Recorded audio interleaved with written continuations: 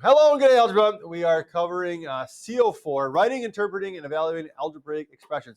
The reason why word problems are so challenging is because it turns out that there are lots of different ways to represent the operation of addition or subtraction or multiplication or division. And in word problems, you have to kind of decipher what you're being asked to do, oftentimes set it up yourself, which means putting it in the right order potentially. Because which two operations of the four up here, which two operations, the order doesn't matter. And which operations the order does matter? Subtraction and division, right? 12 divided by 2 is not the same as 2 divided by 12, okay? So needing to set these up with the right operation in the right order, that's why word problems are tough. So today we're going to try and fix that and just talk about all the different ways that you can represent each of the four operations, then have you practice kind of going from one form to the other, okay? So an expression, not a facial expression, but a mathematical expression, who's got a good definition they think would fit for an expression? Very broad definition. I'd be surprised if anyone, yeah, Paul? It is that, yes. So an expression, that's good to bring up. An expression does not have an equal sign. Once you put the equality symbol in there, then it becomes an equation, right? If you put an inequality in there, then it becomes an inequality. So an expression doesn't have any sort of equality or inequality symbol in it. Finn? It's basically just like every step of an equation besides one. Yeah, and we're going to kind of write that, summarize it as a mathematical statement is kind of the best way to define an expression, a mathematical statement, okay? And as people have said, there is no equal sign or anything like that. A variable, you've worked with these before, no doubt, Colin? Yeah, it could be, usually is a letter, it could be a symbol, it could be just an empty spot, but it's usually a letter that represents an unknown value. Sometimes the variable is what you're solving for. Sometimes the variable is what you're testing. Sometimes, like in science, a variable is something that can change, right? But it's a letter that represents an unknown value. Unknown value. So whenever you see down below, you see the quotient of 16 and a number, just use a variable, okay? A product of a number and -7, you would use a variable there as well. So now for the fun part. Give me some words or phrases that represent each of the four operations here. Start anywhere you want to, but what do we got? Maddie? Sum goes under addition. Good. Sum for addition. Garrison? Product. For multiplication. And Nathan? Add for addition. Sure. Add for addition. Paul? Quotient for division. Jocelyn? Okay. Katie? Difference for. I'm glad that these first four are the ones that are at the top for each of these, because it's important to note that sum, difference, product, quotient mean more than just the operation. What's the other piece? Like sum means addition, but it also means a little something else. And the same is true for difference, product, and quotient. Nick? Cole? Let's we're kind of focused on these four right now. We'll come back to the other ones, but like sum means to add, yes, but it also there's another part to that definition that's going to come up pretty significantly down the bottom of the page. Yeah. Total is another word that means add. We'll put it here now. We'll add it there. Katie? Okay, because 2 is the answer to 1 plus 1, right? The sum means the answer to an addition expression. Difference means the answer to a subtraction expression. Product, the answer. Quotient, the answer. Okay, and it seems like a pretty small thing now, but like I said, it's going to come up in a kind of a big way down below. So these first four, they do mean the operations, but they also mean the answer to that operation. Yeah. Oh, back on track. Sure. Minus. Okay. Caitlin? Very good. Yes. So the word of, I'm going to put in parentheses groups before it, because sometimes you'll see of just by itself. Sometimes you'll see groups of. But yeah, the word of does typically mean to multiply. You know, if you have 6 groups of 8, you get 48 things. 6 times 8. When you're working with percentages, you know, 20% of 30, you can multiply 0.2 by 30 to get 6. It means that you are multiplying there. Okay, but you can the word groups can also be used for division. How the word groups also apply to division here?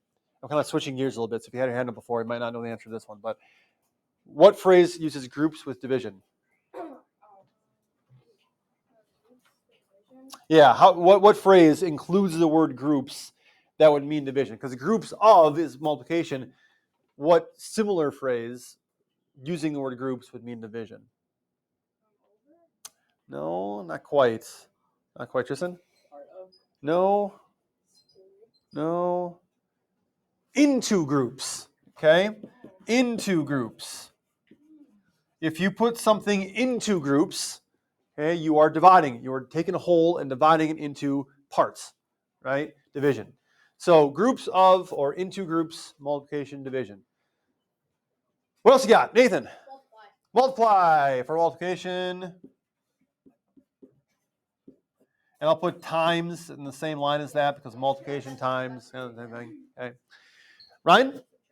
Subtract. I want to save these last two, and I'm going to kind of play off that word subtract, though, because there's a difference between subtracted by and subtracted from. Subtracted by versus subtracted from. Okay. I'm going to kind of just use wherever I got space down here. You can put it wherever you want to, but just because there's room here. So if I had something like 24 subtracted by 10 versus 24 subtracted from 10, how are those two things different? 24 subtracted by 10, 24 subtracted from 10. How are they different? Will? You're subtracting 24 from 10. And you're subtracting 10 by 24. So what would the first one look as an expression? Would it be 24 minus 10 or 10 minus 24? The first one would be 24 minus 10. The second one, as Will said, the order kind of switches on you, right? When it says 24 subtracted from 10, 10 is what you're starting with. And you're subtracting 24 from that. Thus, why word problems can be challenging. Subtracted by, subtracted from. When you've got this subtracted from, I'm going to star it. The order that it's presented to you is actually going to be backwards. It's going to be switched when you write it as an expression. And it's because of that word from. Okay? And the different answers here, right? Positive 14 for the top, negative 14 on the bottom. The other subtraction phrase that deserves a red star because the order is going to be backwards is less than. Okay? If I said 24 less than 10, 24 less than 10, which one is it going to look like? The top one or the bottom one? 24 less than 10. Colin? The bottom one, right? 24 less than 10. You're starting with 10. You have 24 less than that. So those two phrases, because order does matter with subtraction, the order it's presented to you in words, it's going to be the other way when you write it as an expression. Super helpful, right? Thanks, math. Okay, but it's the way that's the way it is. Okay. Other things. Nick, what do you got? Yes, very good. So the word twice or double, right? Those are specifically multiplying by 2. And what would kind of the converse of that be for division? If you were specifically dividing by 2, what words could we use? Half. Okay. You take half of something. Anything else for division? Got that empty box there. Or addition? Andrea? Divided by?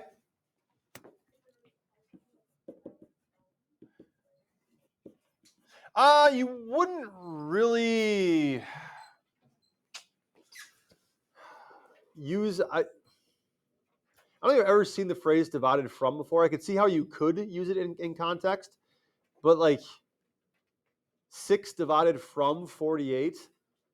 But yeah, that one I've never actually seen the word or the phrase divided from before.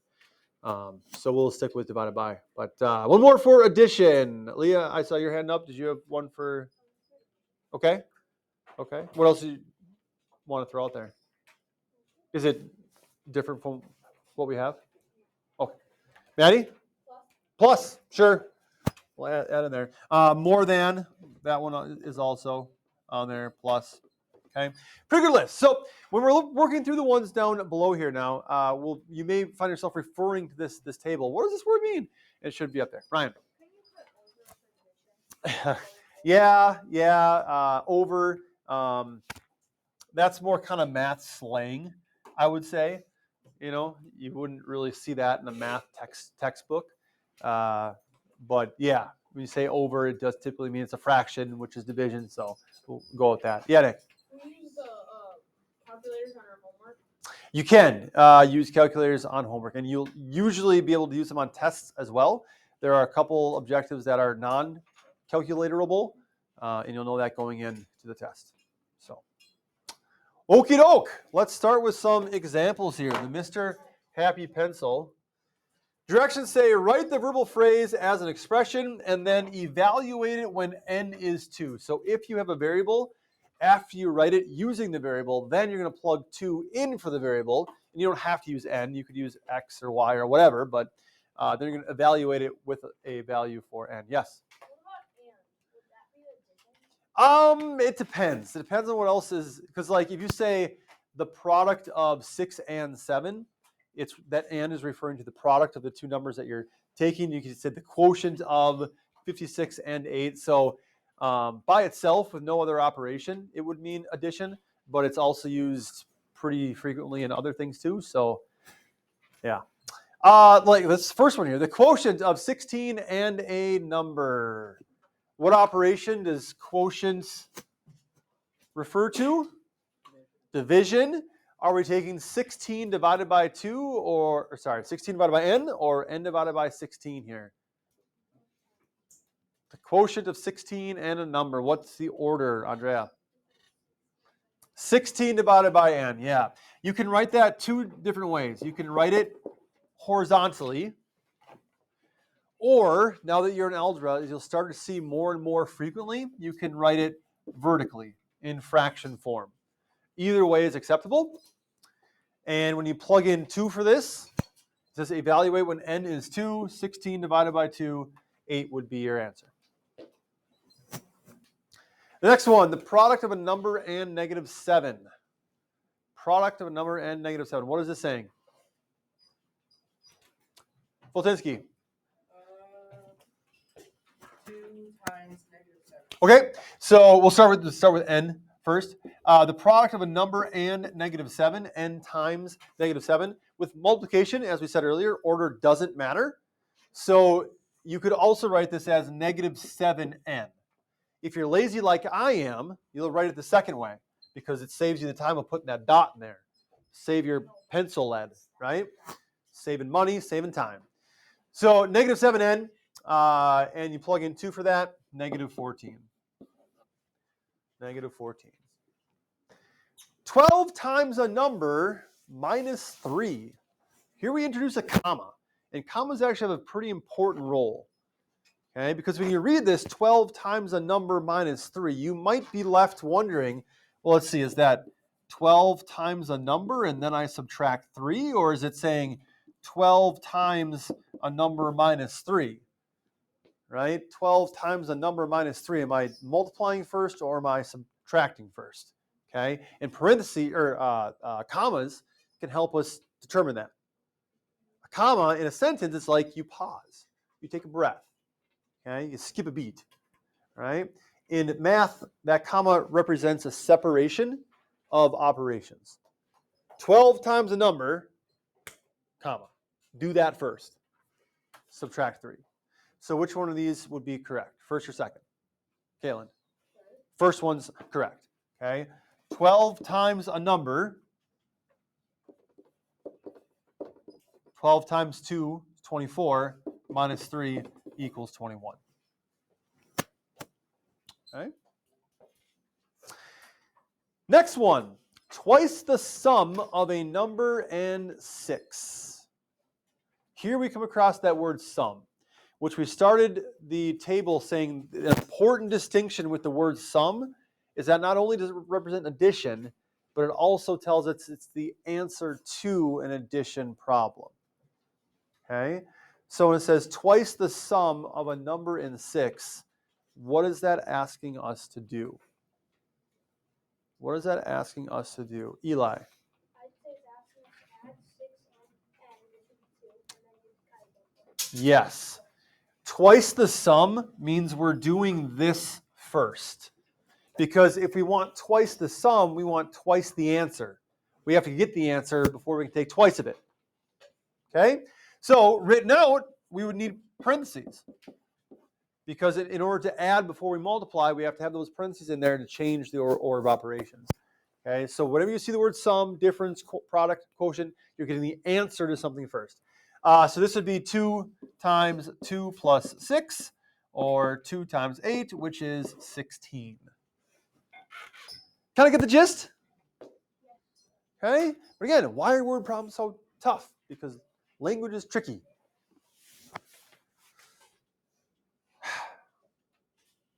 $17 less than the product of a number and 9.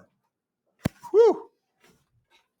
17 less than the product of a number 9. Who is feeling bold and brave and confident and wants to give me how this is going to look? Garrison. 9 times n, so 18 minus 17. Ah! Okay. So product of a number 9 means we're multiplying 9 and something together. Okay. And then Garrison said minus 17. The other option people might be thinking of is 17 minus 9n. But then we look at that less than, and we remember Mr. Schultz's red star up the top of the page and his words of caution, right? 17 less than the product of 9 and n means that you're taking 17 away from 18. Okay, the order switches. When you see that less than phrase, that order is going to switch. And so 18 minus 17, 1 would be the answer. All right? For homework for tomorrow, actually, you know what? Yeah, okay. For homework for tomorrow, but you can work together on it in case you get stuck and ask me or ask a neighbor. I would like you to do the rest of CO4. You've got 3 more on this page. We're going from words to the expression. And then the second page might be a little bit easier than the first page. It's more what you're used to, probably. You're going from the expression to the verbal. Okay, so you're rewriting this expression as a verbal phrase using any of the phrases or words up in the table, evaluating it when n equals 10. And then down at the bottom, your parents devise a plan for your allowance. They will give you $1 more than double last month's allowance. Complete the table following this rule, then write an expression that models how your allowance increases from one month to the next. Okay, 1 more than double last month's allowance is the expression. Questions, comments, concerns, complaints, compliments, congratulations, criticisms on CO4. Okay, watch out for commas, right? Make sure you're following correct order of operations. Homework is due tomorrow. I think we can play the number game. I believe in you all. That's how you math.